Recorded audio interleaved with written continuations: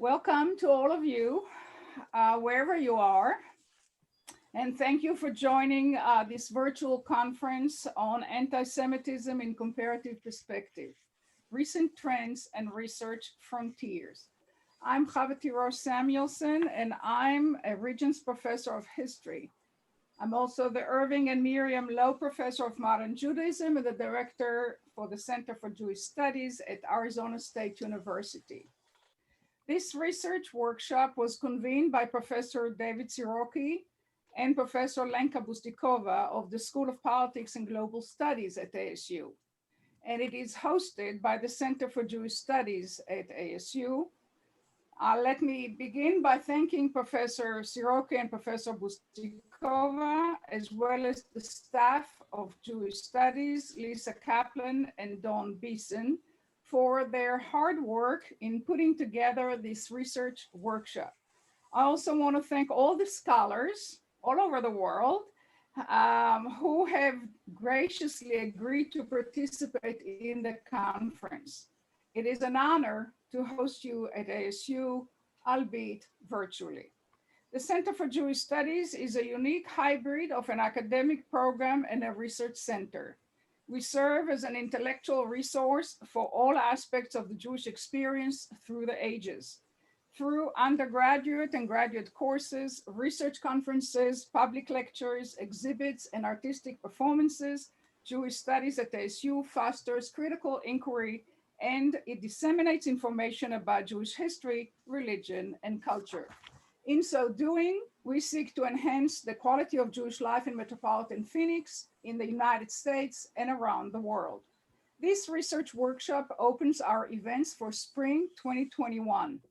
Although the workshop has been in the making for nearly 2 years, its timing could not have been more appropriate. Unfortunately, all over the world, there has been a rise in anti-Semitism as part of larger trends that manifest the noxious brew of xenophobia, white supremacy, and authoritarianism. The purpose of this research workshop is to understand the causes, manifestations, and ramifications of the reemergence of anti-Semitism. Our hope is that by focusing on historical, sociological, economic, political, and cultural factors that contribute to the revival of anti-Semitism, we will be better able to combat its pernicious impact. The research workshop is funded by an endowment from the Lowe Foundation that is devoted to Holocaust and genocide education. For the past 2 years, the generous endowment has funded several public lectures and seminars by internationally renowned scholars who were brought to ASU campus to engage faculty, students, and the public at large. COVID-19 pandemic has prevented us from holding this research workshop in person, but the Zoom technology enables us to hold this workshop with people all over the world. Hopefully next year, we will be able to hold our lectures and public events in person. We're all very grateful to Miriam Lowe, to Ron Lowe, and Ninfa Lowe for their support and involvement in Jewish Studies at ASU. I now invite Mr. Ron Lowe to say a few words about the intent of the endowment. Thank you. Ava, thank you. The Lowe family, that's my mother Miriam, my wife Ninfa, and our 4 children, Rachel, Michael, Daniel, and Adam, are very pleased to provide support for today's workshop through the Lowe Family Holocaust and Genocide Education Endowment, administered by the ASU Center for Jewish Studies. While in the past, as Hava has indicated, our endowment funds have been used to sponsor guest public community lectures, with the guest lecturer also meeting with faculty and students, today's format is different. A workshop bringing together quite a number of scholars in a more interactive milieu. We are very excited to have the opportunity to sponsor this program in this format. Perhaps some background will be helpful in your understanding why it is such a privilege for our endowment to be sponsoring today's workshop. My father lost his grandparents on his mother's side and half of his aunts and uncles on his mother's side during the Holocaust. Those relatives lived in Beitan, a small shtetl in what is now Belarus. And one day they and other Jews in Beitan were lined up by the Nazis and murdered. And on my mother's side, my uncle, my mother's brother, while serving in the US Army Air Corps, was shot down by the Germans while navigating a mission over Europe. So our endowment is a memorial for them so that our family can, in a very small way, ensure the study of the Holocaust and other genocides at ASU in perpetuity. As Hava and I discussed the uses of the endowment, it became perfectly clear that an endowment solely for the historical study of the Holocaust and other genocides would be too limited. While a study of the history of the Holocaust and other genocides is very important, we agreed that it simply would not be enough. It would be essential to use not just history, but other disciplines to help understand better why genocides occur, and it would be important to glean from the scholarship potential tools which might help minimize the likelihood of future genocides. As we indicated in the endowment agreement, the endowment is to provide support for educational programming and activities designed to foster understanding and to disseminate knowledge about the causes and conditions that foster genocides, including the Holocaust. Programming and activities are to be attentive to political, economic, social, psychological, and cultural conditions that have made the Holocaust and other genocides possible, and special attention should be given to the role that authoritarian, totalitarian, and nationalistic regimes have played in the Holocaust and other genocides, the likelihood that such genocides could generate future genocides, that such regimes could generate future genocides, and methodologies for institutionalizing safeguards against the devolution of governments into authoritarian, totalitarian, and nationalistic regimes. We have no misconception that today's workshop will produce an elixir for anti-Semitism or even a universal acknowledgement that wearing a Camp Auschwitz shirt is unacceptable attire in any context. What we are hopeful for today is that by bringing together presenters and discussants from Israel, the Czech Republic, Poland, Germany, France, the UK, and the United States, coming from and discussing different historical, institutional, economic, and social backgrounds, and by comparing and contrasting, and by being intellectually challenged by each other, and through the beauty of Zoom, by time permitting questions from the audience, we will all come away, excuse me, from today's audience, from today's workshop, with a better understanding of the differences in anti-Semitism in different contexts. And with that understanding, perhaps come away with at least some thoughts of what can be done over time to combat anti-Semitism and other forms of hatred and prejudice throughout the world. On behalf of my family, I'd like to thank ASU for accepting our endowment, which is very meaningful for our family. I would like to thank Hava for everything she is doing and has done for Jewish studies at ASU, and for taking on the responsibility for our endowment.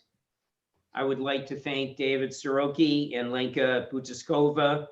I would like to one day meet in person, actually, for the hours and hours they've spent to make our dream of this workshop become a reality. I would also like to thank Lisa Kaplan for her tireless work on organizing all the details for this workshop. And I would like to thank each of the participants and discussants who participate in this workshop, for devoting your lives to education, and for focusing on this most important topic.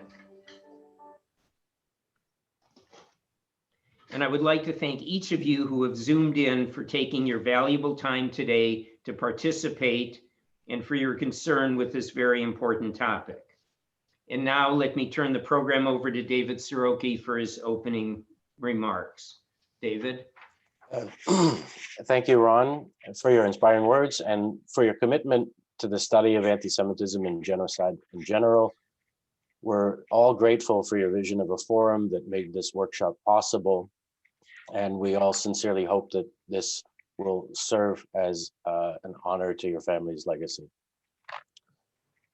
Professor Theodor Samuelson, we'd like to express our indebtedness to you for initiating this spark that led to this workshop.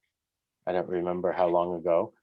Your leadership and organizational prowess ensured that it actually came to fruition, despite the challenges of a global pandemic.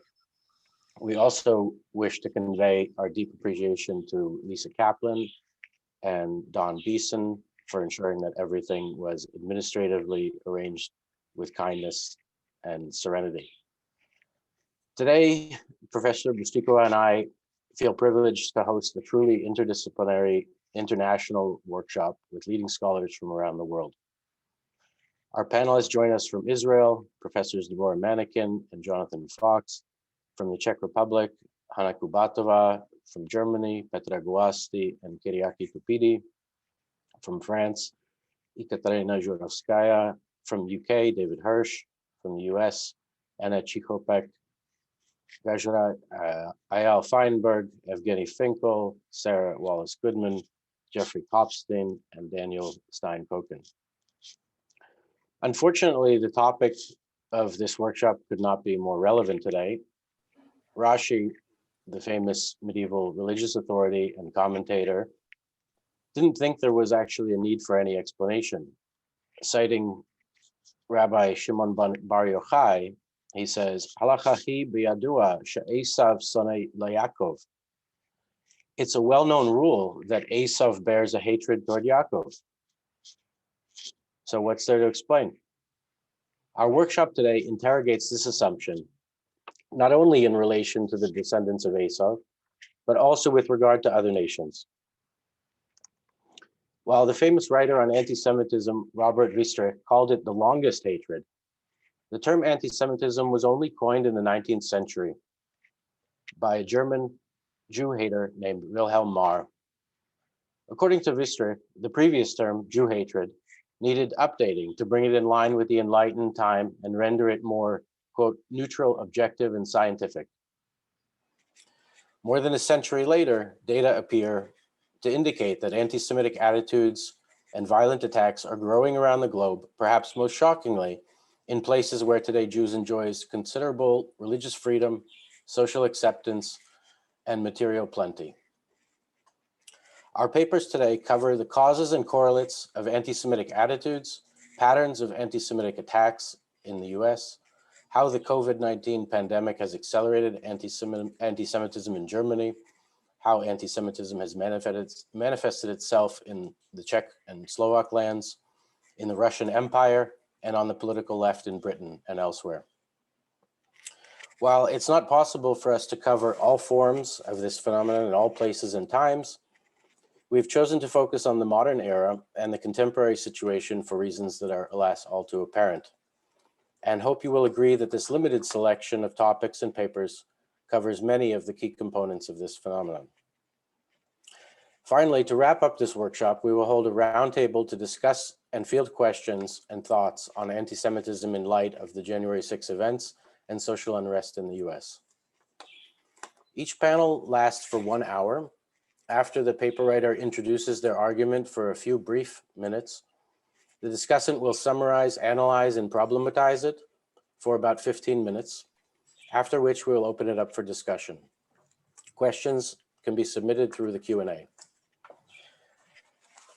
With that, it's my pleasure to introduce our first panel, The Jew in the Central European Imagination, featuring research by Hana Kubatova from Charles University in Prague, where she's the head of the Center for Transdisciplinary Research of Violence, Trauma, and Justice, She's the author of The Jew in the Czech and Slovak Imagination, Popular and Public Stereotypes of Jews in the Bohemian Lands and Slovakia, and has been a recipient of numerous fellowships and grants, including a Marie Curie Fellowship, Charles Revson Foundation Fellowship from the U.S. Holocaust Memorial Museum, Felix Posen Fellowship, an Israeli Government Scholarship, and others. We also welcome Anna Cichopek-Gajraj from Arizona State University, a colleague who will serve as discussant. She's the award-winning author of Beyond Violence, Jewish Survivors in Poland and Slovakia, 1944 to 48, a comparative study of non-Jewish Jewish relations in Poland and Slovakia after the Second World War, and works more generally on Polish-Jewish relations, anti-Semitism, and ethnic violence in Poland and in Polish-Jewish diaspora after the Holocaust. This has been recognized with grants and fellowships from the U.S. Holocaust Memorial Museum, the YIVO Institute, the Memorial Foundation for Jewish Culture in New York, among others. With that, I turn it over first to Hana Kubatova and then to Anna Cichopek. Well, thank you, David. Thank you also, Lenka and Lisa, for inviting me, for putting all the work into this workshop, especially in these pandemic times. Sometimes it seems that our administration feels that the pandemic allows us to have more free time, but we know that the situation is way more complicated than that, and I appreciate to have this opportunity to connect with scholars, familiar faces, also friends, including Anna as the discussant. I will use my 5 minutes to just briefly discuss where I come from as a scholar, to also highlight what my research focus is, pointing to two aspects that hopefully we will be able to discuss in the minutes that follow. As David already mentioned, I strive to be an interdisciplinary scholar. I have background in political science and social history, and I also find it difficult to define myself when speaking to such a wonderful group of scholars as you are. But where I think my interdisciplinary research focus also translates into is what I do when I approach the Holocaust in Central Europe, focusing on Slovakia and the Czech lands. On one hand, what I do in my research and what translated into the latest book is the social history of the Holocaust, the communal aspects of the Holocaust itself. That is how, in particular localities, in bigger but also smaller cities and towns, the once multicultural and multi-religious setting has changed, what has led to the change, what has been behind the changes in how Jews and Gentiles approached each other. I look at the Holocaust in Central or Eastern Europe, however you want to call it, as a form of a communal or intimate genocide that depended not only on the plans of the Nazi administration, but had a very local situational dynamics. And what I want to also point out in this respect, that Slovakia has reasons to reflect on its role in World War II and the Holocaust. Not only was Slovakia a pragmatic ally of Nazi Germany, but an ideological one as well. And until the outbreak of the Slovak national uprising in 1944 and the German occupation, Slovakia was governed by a local administration. And importantly, that administration was perceived as legitimate by the majority population. The regime attempted to bridge Catholic and fascist principles in its rule, and the different wings within the party even competed with each other for Hitler's approval. Headed by Josef Tiso, who enjoyed both secular power as a president, but who was also a religious authority as a priest in a country where most identified with the Roman Catholic Church, the government introduced harsh anti-Jewish laws, at times surpassing the Nazi anti-Jewish legislation. By presenting the so-called Jewish question as an opportunity for the majority society to enhance their social standing, many took advantage of this by participating in a wide range of discriminatory measures, including restriction of Jewish employment, confiscation of Jewish farmland and forests, liquidating and seizing Jewish businesses, and selling personal property of Jews, including clothes, shoes, and household items, very often while the Jews themselves, their Jewish neighbors and friends, were loaded into carriages and driven away. Now, understanding the Holocaust as a communal and intimate genocide, but also as an in-group transgression that in hindsight is more often avoided and acknowledged, I look at not only what has transpired in especially local settings in Slovakia and also Czech land, but also how these communal aspects, how the Holocaust played itself out is remembered and reflected in the post-war era. Of course, yes, throughout the post-war era, throughout the post-1945 period, countries, individuals, groups have taken a number of so-called avoidance strategies to shed away light from their own responsibility in what has transpired. A number of such avoidance strategies could be observed. Attempts have been made, for instance, to place the troubled past in a parenthesis, to shift the blame onto others, the so-called fascists, very often anonymous, traitors of the nations or the victims themselves. To protect the good name of the nation, and here I'm coming to what I am now researching myself currently, most countries of post-war Europe have also exaggerated the scope of their anti-fascist resistance. To quote the eminent historian Tony Judt, for a country to be considered innocent in post-war Europe, a nation had to have resisted.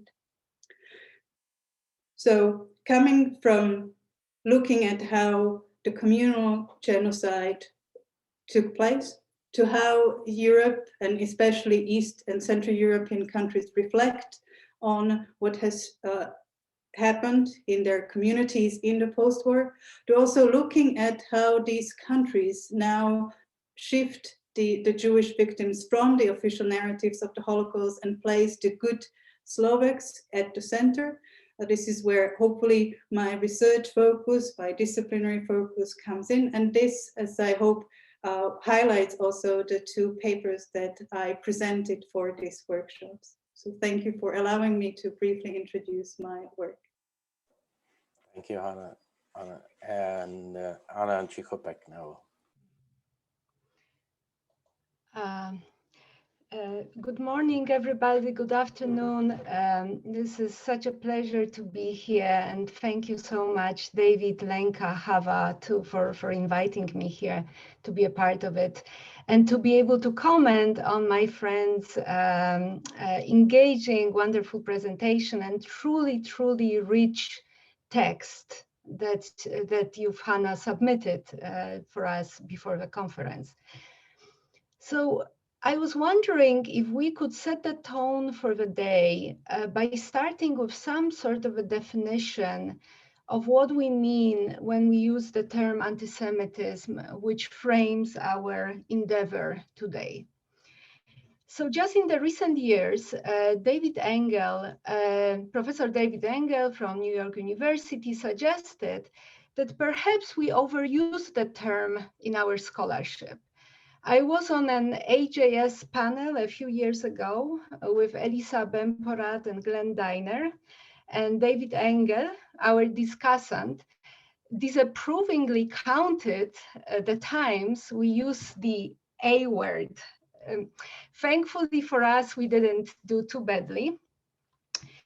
But he argues that the term is so unempirical and so vague that it renders itself useless for any deeper understanding of Jewish and non-Jewish relations and modern Jewish history in general. The term, which originated in a particular time for particular purposes, is now used as what he calls a mental folder, which contains all anti-Jewish prejudices from the time immemorial until the present. It does put blinders on us. It doesn't really serve well the purposes, our analytical analysis of the data that we have in front of us. Although most of us probably would agree with much of what he suggests, still we are stuck with a concept. And I think we can make it very useful, as today's conference will surely show. Although Engel would suggest that any attempt at arriving at a definition of anti-Semitism is pretty much pointless, I still think that we need to agree on one to really understand what the conference is about. So I would propose a working definition but after David Nirenberg, who in his Anti-Judaism, the Western tradition, he defined anti-Judaism as, and I quote, a tool with which a culture makes sense of the world, end of quote. It's the tool, anti-Jewish rhetoric, anti-Jewish practice, which obviously mutates over time in varying historical circumstances, intensifying in the times of crises, all kinds of crises, social, political, and others, at the confluence of which we are today here in this country and abroad. Since the ancient Egyptian history, anti-Jewish tropes, anti-Jewish cliches have emerged. Some disappeared, some proved to have an extraordinary resilience and longevity.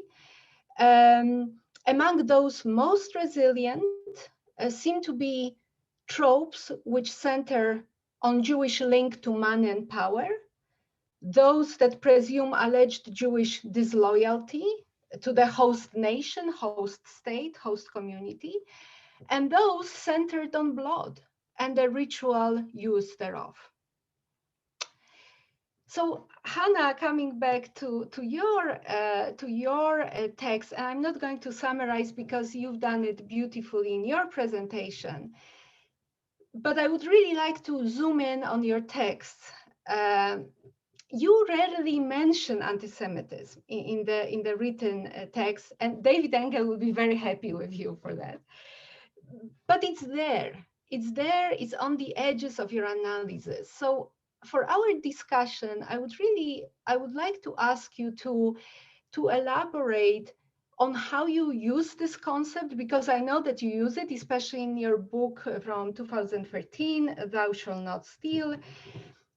How you use this concept and to what end, and what role it plays in your argument, and how you define it for yourself. So in your book, Thou Shalt Not Steal, you argued that actually the wartime Slovak state could rely on the majority population silence or lack of interest in Jewish faith, not just because of material interests, but because of long established, widespread, and deeply rooted anti-Jewish prejudices in Slovak society. And in that sense, you really complicated the Jan Tomáš Gross argument that in order to understand wartime and post-war anti-Jewish violence, you really need to focus on material interests, on robbery of Jewish property, right? While really ignoring what he calls, quote unquote, hallucinations at play. So this is one thing I would like you to comment on and develop that thought. Second, and this is from your chapter 3 of the text that you've submitted about the sort of memory making after 1945 and how the Holocaust was erased, distorted in post-war Slovak and Czechoslovak memory.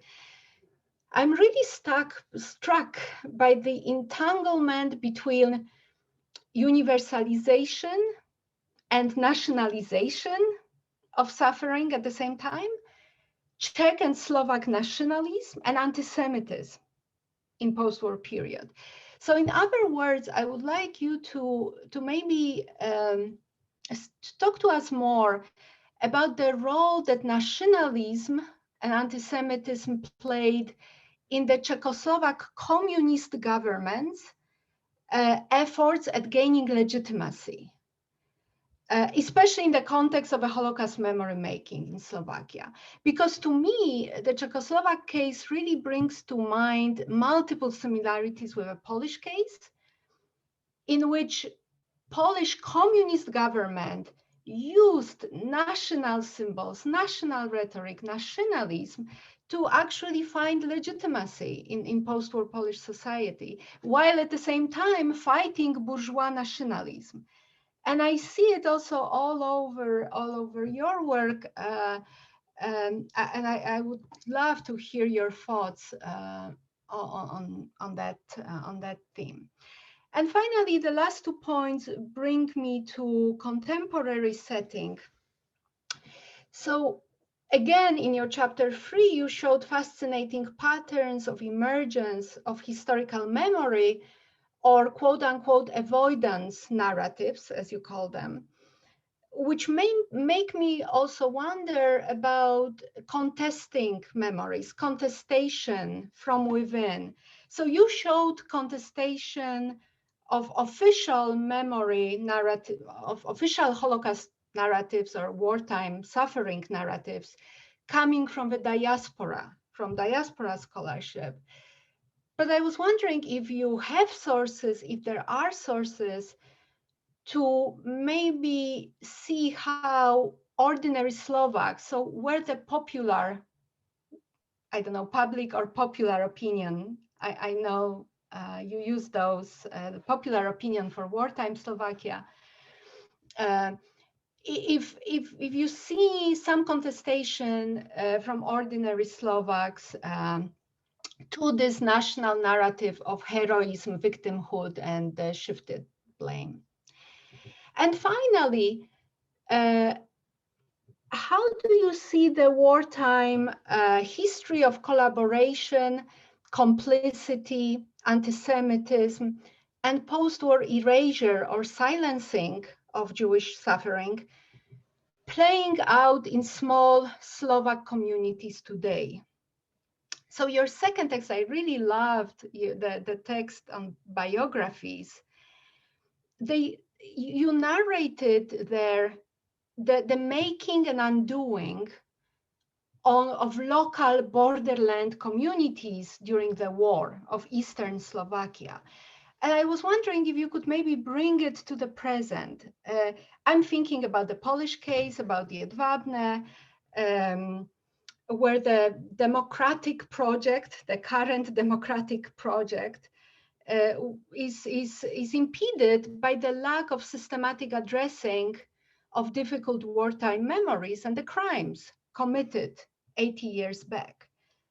And you rightly pointed out that the interpretations of the Holocaust today invoke, as you quote Soroka and Krawacek, strong emotions and a sense that wider social identities are at stake, end of quote.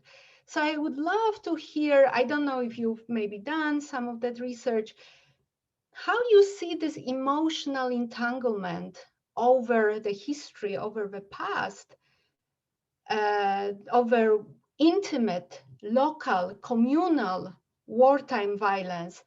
How do you see it playing out today, in today's Slovakia, small communities, villages, especially in borderlands, but not necessarily. So this is just, these are just a few themes that I really wanted to shine light on, and would love to ask you to maybe comment more, but you feel free. There are so many issues we can tackle. So whatever you want to dwell on, please. Thank you very much. Thank you very much, Anna, for a wonderful discussion to get us started. Before allowing Hana to speak again, I want to see what other questions we have. I know Petra has one that she'd like to raise to start off. So let's do that. And if others have questions, you can just unmute yourself. So I don't need to do that.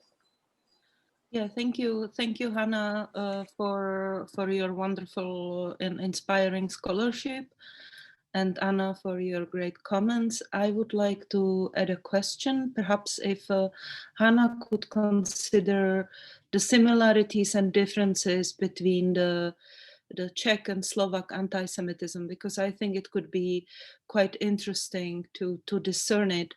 While it used to be one country, I think there are some important differences, and this would help us perhaps to get at some factors which we could also be tracing until today. Thank you.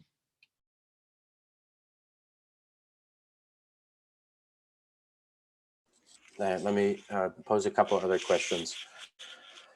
Martin Matuszek, to what degree can anti-Semitism be understood as a form of white supremacy? Is it the same or different as racism? P.S. I think Czech relations to their Jewish history is rather different than Slovak. Echoing, I guess, the question from Petra just a moment ago as well. So let's start with those two. Oh, sorry. Lenka Bustikova also has a question. So 3.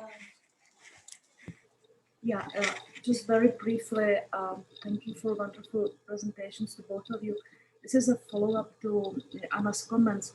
When you read the text, there is this striking line that suggests that the divisions in Slovakia were, this was a beautiful multicultural harmony, and the divisions were based on economic interest. So economic interest sort of superseded ethnicity, and then and a lot of the discussion of the text is actually about looting and material gains. So how do you then explain that if this was a society divided by economic interest, this very quick transformation into one in which identity played a big role in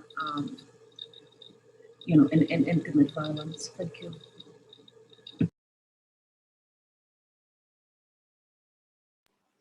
Okay, Hana, would you like to take those 3?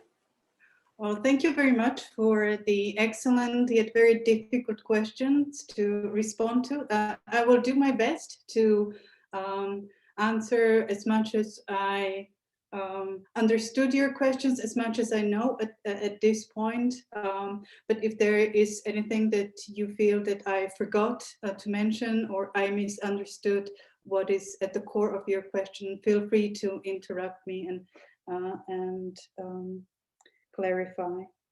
So yes, an excellent question. First about the concepts themselves, and I'm very much very happy that Anna brought this up.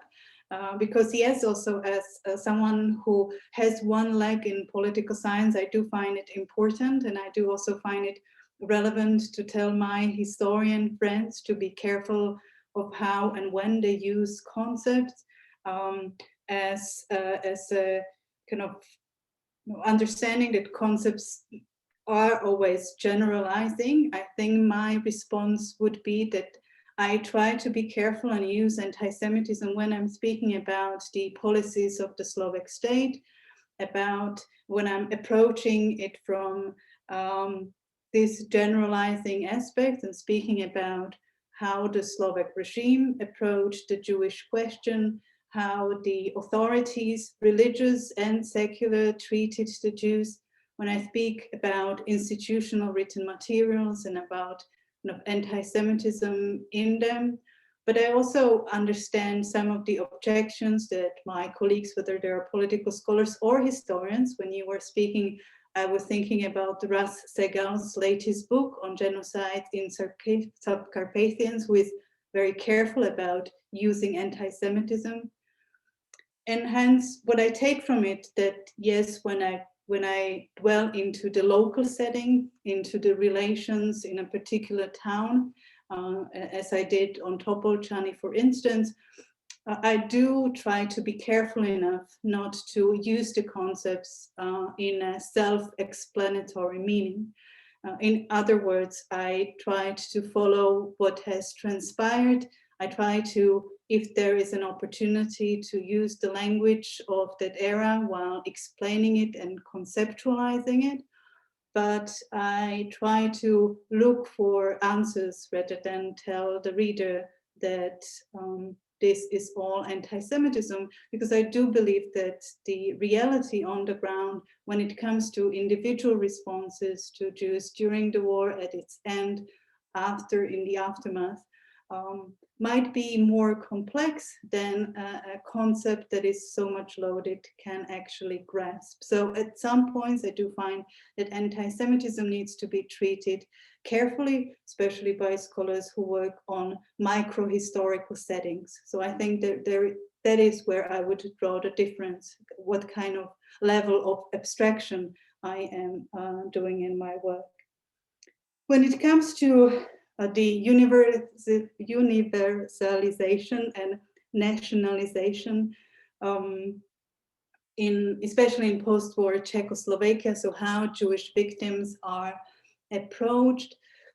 Again, this is I think a very important question, and this is what brought me into my research focus now, because I was always struck by the fact that when it comes to numbers, and I think every establishment likes to use numbers to make their case, and definitely the Czechoslovak post-war, especially, but also the current establishments like to refer to their numbers of victims.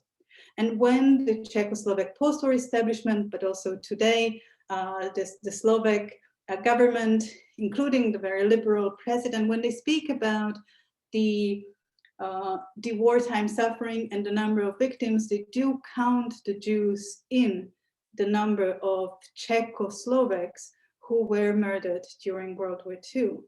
But when it comes to their stories and their voices, then the Jews are left out. When the Jews need to make the Czechoslovak case of suffering stronger, their numbers do play a role. But when the Jewish suffering is reflected on, very often what is done, especially in the Slovak case, is that the Slovak politicians turn to the period of the last 8 months of the war, that is the post-Slovak national uprising period, the German occupation. And this is what they focus on because it allows them to narrate what has happened as something that was done by the Germans and Germans alone, and as something that has happened to Slovakia and not in Slovakia.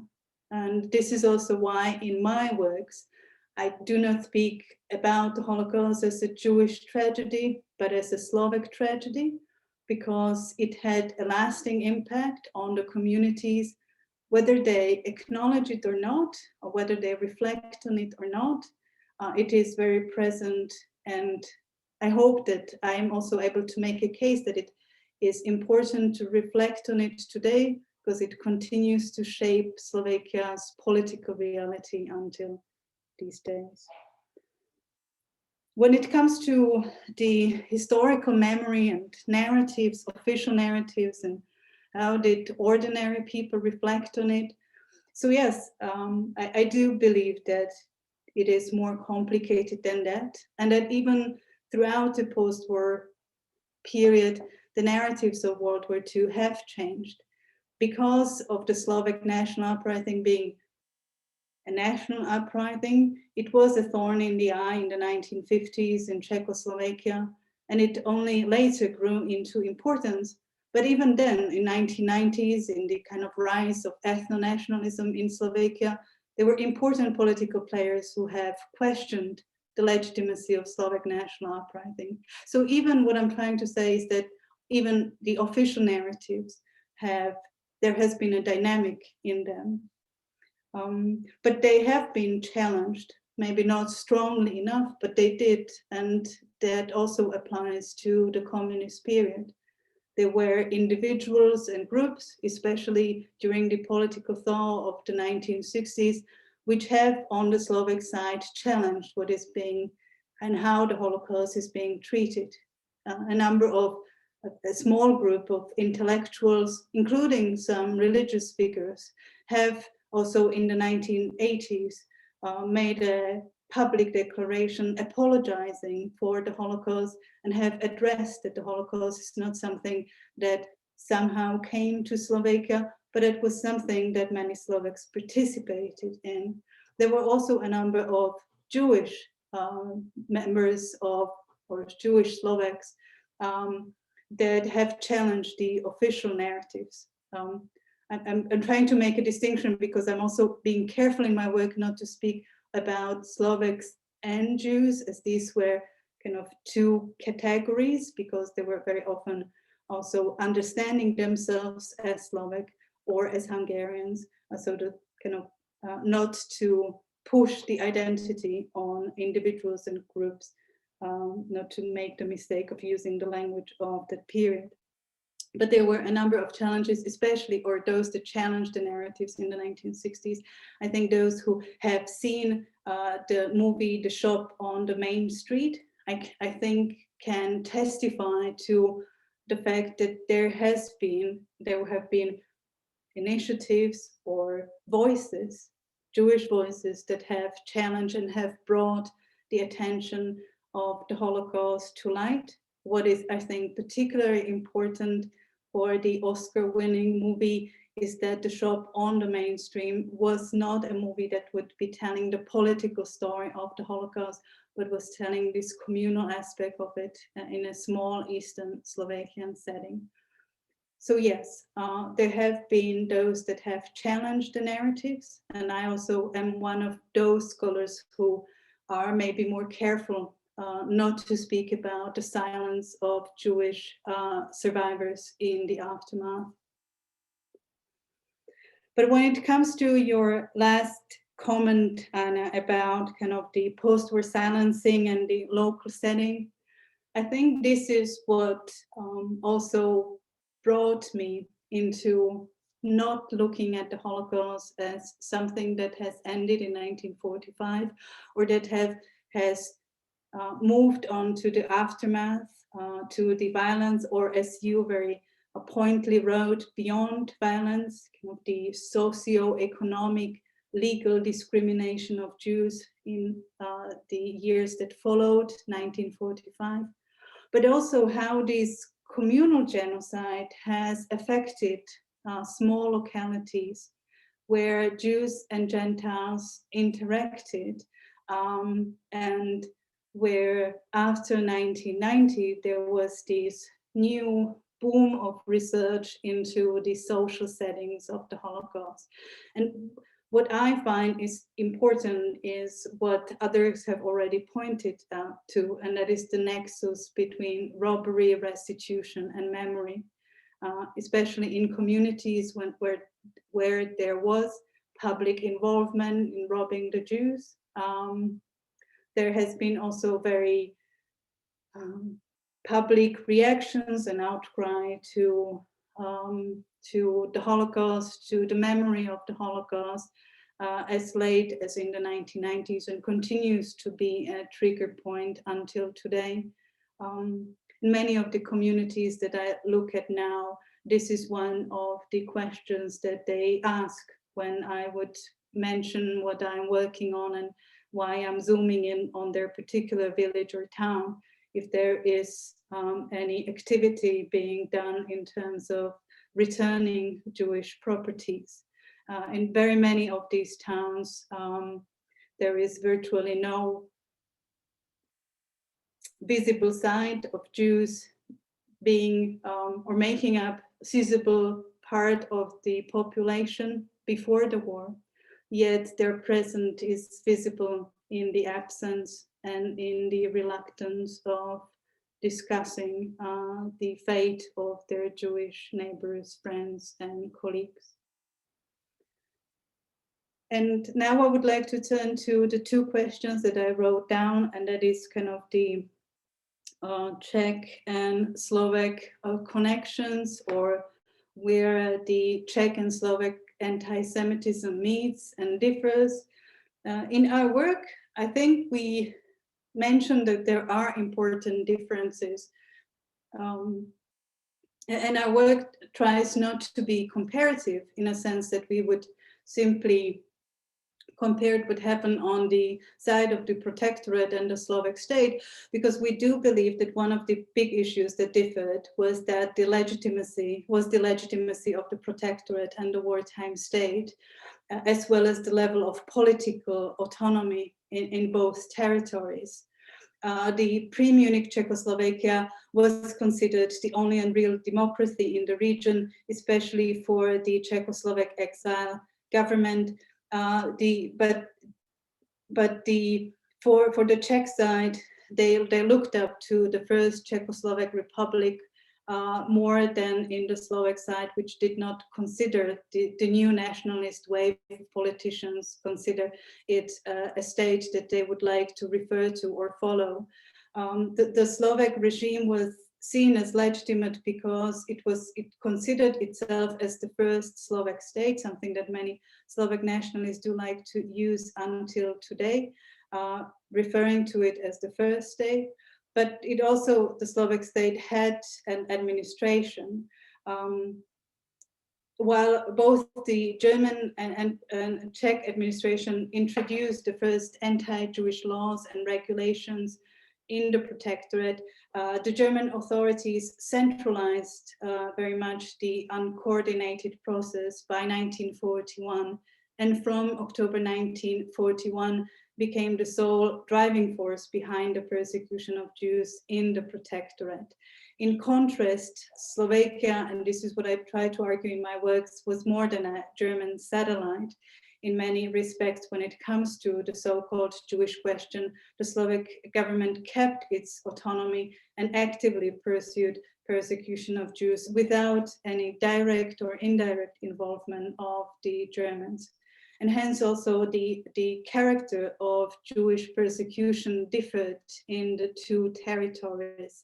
The Czech side, when it comes to the introduction of anti-Jewish laws, there was this gradual segregation and deportation to the ghettos from the autumn of 1941. There were no bloodbaths and no public violence against the Jews, and their persecution had a different character to the persecution in the East.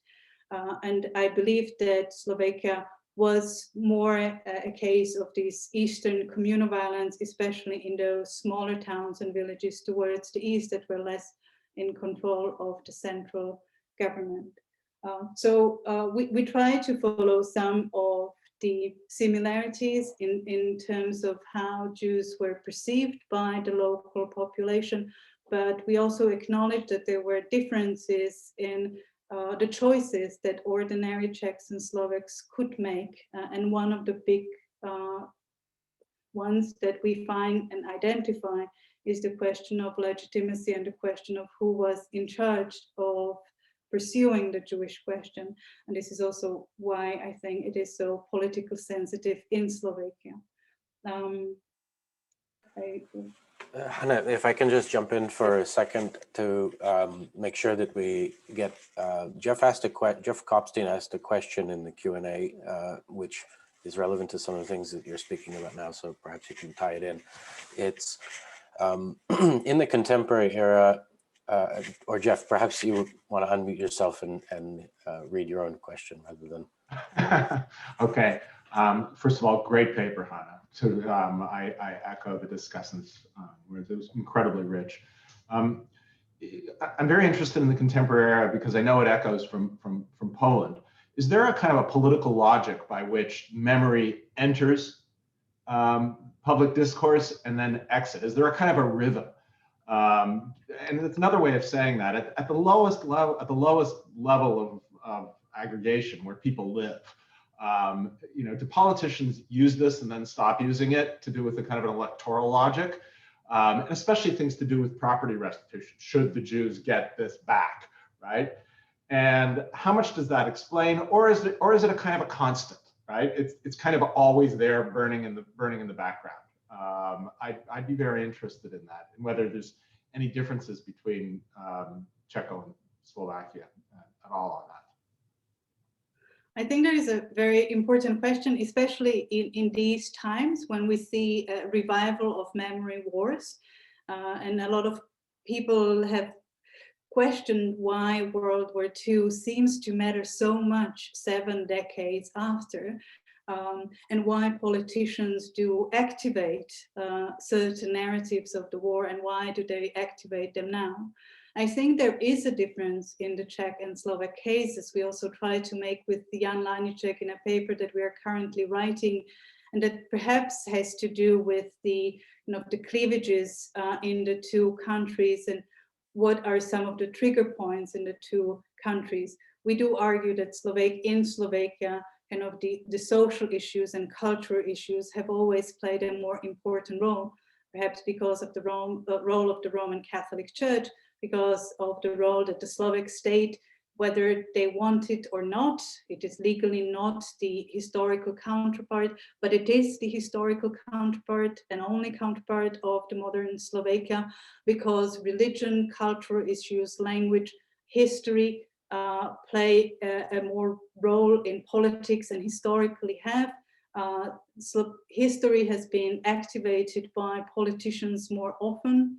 And I think what we can identify is not particularly, or I don't know how to answer, when do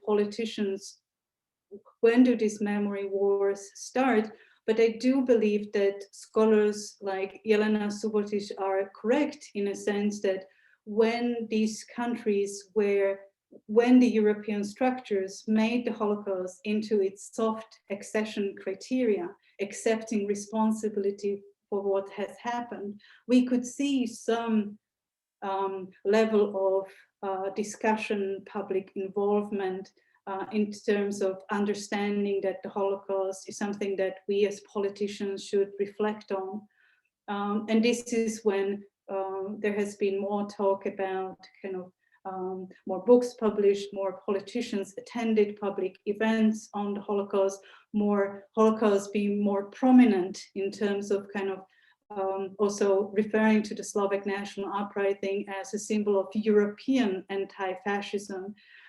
Hence, what we see now, and I think where Slovakia follows the pattern of Poland and Hungary, is that the Holocaust and the Slovak national uprising and this new trope of resistance, of this righteous resistance, that is, the Slovaks are no longer perceived as the anti-fascist fighters, as they have been, in contrast to the reality. But we see this new trope in which the Slovaks are also depicted as the helpers and rescuers of the Jews, and where at the center of the narratives of World War II these are not now the Jewish victims, but the Slovak Gentiles who are victims, but also heroes at the same time. And I do believe that this is when politicians already feel strong in the European Union. They challenge the narratives they never really followed and believed in. And they also do it to invite nationalism back in.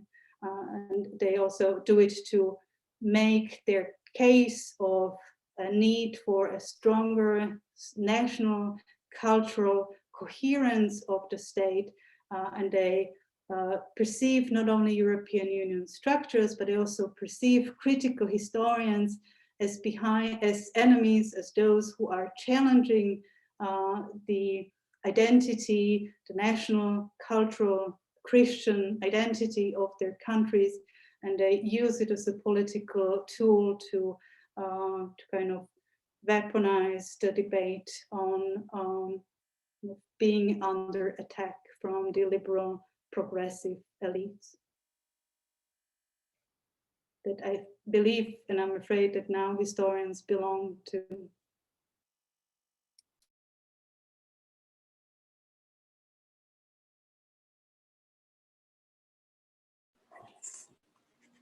Thank you, Hana. Jeff, is that a good enough rhythm? Yes, it's a super answer. Yeah. Awesome. So just some bookkeeping, like Jeff just demonstrated, the participants can unmute themselves if they have a question. The audience is welcome to submit questions through the Q&A, which I can see. And to demonstrate that, I will now read one of them from Michael Rubinoff, which relates, I suppose, in some sense to, it's another post-Cold War question, and it is whether the Cold War's end and resulting societal pressures arising from it have promoted anti-Semitic sentiments, nationalist and anti-sentiments in the Czech Republic and Slovakia. So, take that as you want. Right. I think also the chapter of our book that we presented for this workshop tried to make a case that the post-war era, the anti-Semitism did not end with 1945, and that the Cold War dynamics, the kind of understanding or treating of Israel as the state that was supposed to be communist but turned its back, combined with the fact that the Holocaust was never reflected on in the societies, led, what we argue, to this change of roles that the establishment has taken, and in which it actually defined the Slovaks as the victims, but the Jews as persecutors, and the Jews were depicted as those that were responsible because they were not loyal to Slovakia, because they did not treat Slovakia as its homeland, because of its alleged adversary relations to Czechoslovakia, because of never treating Czechoslovakia as a political homeland, etc. So I think there has been an extensive research done on anti-Zionism trials in Czechoslovakia or in communist Europe as a whole that have also made a case that these anti-Zionist trials were not only anti-Zionist, but that there were anti-Semitic tropes being used, as was the case with the infamous Lansky trial. What we also did in our work is what I mentioned, and it is try to explain how the Jewish victims were by the communist regime depicted as enemies and as perpetrators. And we have identified cases in which the post-war and communist establishment have kind of now used charges against Jews as that they were the collaborators and they were making links between kind of Zionists and nationalists. So in short, yes, but I think the response would be more complex and speaking about the different political climate in the 50s and the political thought in what followed, differentiating between anti-Zionism, anti-Semitism on a political level, but also on the communal level. But yes. Thank you, Hana. I just want to bring back a question that I think we overlooked from Martin Matuszek, who chimed in from your time zone. And he asks, to what degree can anti-Semitism be understood as a form of white supremacy? Is it the same or different as racism? And then there's a PS, which you've already touched on. Oh, yes, I'm not an expert on white supremacy, and I would perhaps leave that up to scholars who know how to define white supremacy and who are maybe more knowledgeable of the current debate in the United States. What we are doing here is that we have kind of witnessed this with this shock of what has happened in the US Capitol. But I wanted to say something different, and that is that there was this note that kind of implying that there is this big difference between the Czech case and the Slovak case, and that you have to differentiate between those two. And I do, as I hopefully try to make clear in my response that I acknowledge the differences, but I also find it very problematic that until today, so 70 plus years later, there has not been published any work on Czech collaboration with the Nazis, that most books on the Czech Holocaust are political history works, that there is little discussion about involvement of Czechs in denunciations against the Jews. So maybe that is also what I should have responded to Petra. Currently, there is this controversy about the Lidice memorial and about the fact that there is a historian who is saying that there in the Lidice, which is a sign of the Heydrich reappraisal after his assassination, that one of the locals have denounced a Jew who has been living in the same town. There have been a public outcry that you cannot take the symbol of national suffering and start speaking about denunciations because it cast doubt on whether we were actually the victims of the story. And I do find that that is problematic. While acknowledging the differences, I do believe that it is a sign of something, that we don't have more historians, that we don't have more historical works on collaboration, denunciations in the protectorate. And this is just a last note. This is also my experience when I teach. One of the courses that I teach at Charles University is the social history of the Holocaust. It's called Politics and Societies, 1930s, 1940s. And I look at majority-minority relations in wartime Europe. And when we speak about Poland, when we speak about Slovakia even, or Hungary, there is a number of excellent works that are being discussed, and students are very appreciative of, tackling the questions of anti-Jewish violence, about discussing what has transpired in Jedwabne, how it is politicized in the current debate. But once we start speaking about the Czech case, very often the Czech students are very angry that I even include the Czech case into the syllabus. How could in the same group of countries as Poland or Hungary or Slovakia, we don't have any issue with collaboration? I'm not entirely sure. And one of the reasons why I'm not entirely sure is that there is not enough research, and that research which is done on denunciations, not only of Jews, but also of Gentile neighbors, scholars who have pointed to a number of Czechs allying themselves with the Germans in the protectorate, in the administration, but also in the lower level of administration. I think all of that points to the situation being more difficult.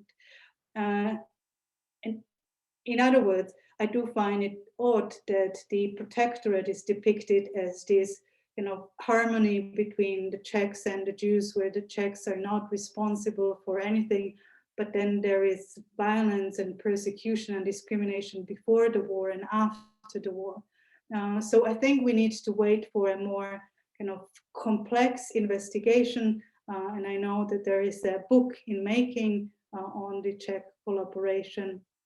And I hope that we will see more work on that. So I would be, as I hopefully made clear, I do understand, and I'm careful enough to make differences and acknowledge the differences, because the protectorate and the Slovakia were very different entities.